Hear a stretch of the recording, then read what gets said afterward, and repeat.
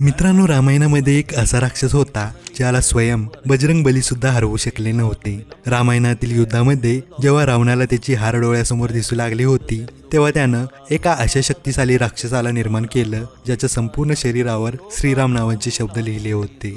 अंगावरती श्रीरामांचे नाव घेऊन हा राक्षस अत्यंत क्रूरपणे समोर येईल त्याचा वध करत सुटला। जेव्हा जेव्हा वानरसेना या राक्षसाचा वध करायला जायची तेव्हा त्याच्या शरीरावरील श्रीरामांचे नाव पाहून आपोआप मागे हटायची। याच गोष्टीचा फायदा त्या राक्षसाला होऊ लागला। तेव्हा हनुमानजी त्याचा सामना करायला समोर आले, परंतु त्याच्या शरीरावरील प्रभूंचं नाव पाहून तेही संभ्रमात पडले।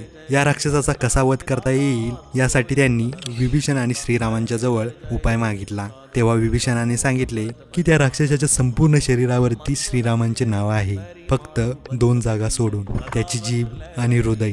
तेव्हा प्रभूंनी एक असा बाण मारला जो त्या राक्षसाची जीभ भेदून हृदयापर्यंत जाऊन पोहोचला।